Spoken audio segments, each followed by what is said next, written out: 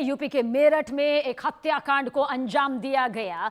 एक घर से एक ही परिवार के 5 लोगों के शव मिले, जिससे इलाके में सनसनी फैल गई, दहशत का माहौल है। दरअसल पति पत्नी और 3 बच्चियों की बेरहमी से हत्या कर दी गई और सभी के शवों को बेड के अंदर कपड़ों में छिपा कर रख दिया गया, यानी कि बेड बॉक्स में जहां पर कपड़े रखे जाते हैं वहां पर इस हत्याकांड को अंजाम देकर इन सभी शवों को यहां पर रख दिया गया, छिपा दिया गया। वहीं जांच में जुटी पुलिस ने सभी शवों को अपने कब्जे में ले लिया है, पोस्टमार्टम के लिए भेज दिया है। पारिवारिक रंजिश दरअसल इस हत्या के पीछे की वजह बताई जा रही है। अभी आशंका जताई जा रही है, मामले की जांच की जा रही है। पुलिस ने 3 नामजद और कुछ अन्य लोगों के खिलाफ मामला दर्ज कर लिया है।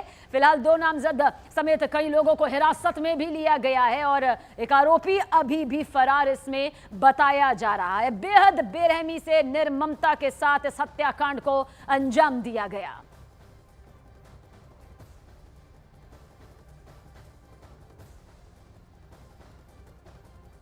भाइयों में कोई भी झगड़ा नहीं था। मियाँ बीवी में तो आपस की सटार होती थी। भाइयों में तो अल्लाह का शुक्र को अभी कोई झगड़ा सुना नहीं हमने।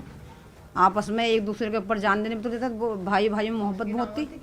किसी से भी लड़ाई नहीं होती, कुछ भी नहीं। उसका तो कोई मैटर ही नहीं था, किसी से ना बोलना ना चालना, कुछ भी नहीं था उसका। तो परचून की दुकान भी थी उसकी, और जब उससे काम नहीं होता था तबीयत खराब रहने लगी थी उसकी, तो उसने क्या नाम है फिर बाद में परचून की दुकान लेकर बैठ गया था वो। उसके बाद में फिर वो घर हमें देकर आ गया था, हमने लिया उससे घर। जी, हमें देकर आया वो। जी, कभी कोई विवाद प्रॉपर्टी वगैरह को लेकर भाइयों के बीच में कोई? नहीं, कुछ नहीं। किसी और से? किसी से भी नहीं, सबके साथ में बहुत बढ़िया रहता था वो। और मेरठ से हमारे सहयोगी दीपक बिष्ट ज्यादा जानकारी के साथ मौजूद है। दीपक, रूह कपा देने वाली एक ऐसी वारदात जिसे सुनने भर से ही रोंगटे खड़े हो जाते हैं। पूरे परिवार के साथ में 3 मासूम बच्चियों का कत्ल कर दिया गया।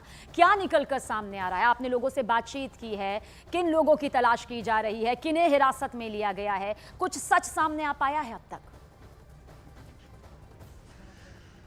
देखिए सबीना, मैं आपको बता दूं कि जो मासूम बच्चे थे उनको भी कातिल ने नहीं छोड़ा और तीनों मासूम बच्चों को एक बोरे में डालकर और उन्हें जो है उस बेड के अंदर छुपा के रख दिया था। और ये वो घर है जिसके घर के बाहर ताला लगा दिया गया था, क्योंकि मोइन अपनी पत्नी आसमा के साथ इसी घर के पास रहता था। और ये माना जा रहा था कि उन्होंने एक नया घर जो बनाया है उसके 2 दिन पहले पूरे परिवार ने मिठाई खिलाई थी और खुशी थी।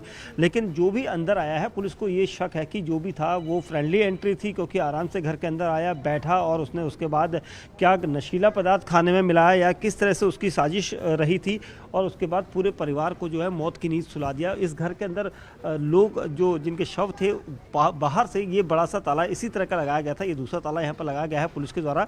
और अभी भी पुलिस की टीमें यहाँ पर है, क्योंकि इन्वेस्टिगेशन लगातार जारी है। 3 लोगों के खिलाफ जो मृतक महिला है उसके परिजनों ने कंप्लेंट दी थी और पुलिस ने उसके बाद 2 लोगों को इस वक्त हिरासत में लिया है। एक आरोपी फरार बताया जा रहा है। ये कौन लोग हैं, क्या नज़दीकी रिश्तेदार हैं, कौन है भाई है, इसको लेकर असमंजस की स्थिति अभी भी उन लोगों में है जो अभी तक शुरुआत से परिवार की रंजिश मना कर रहे थे।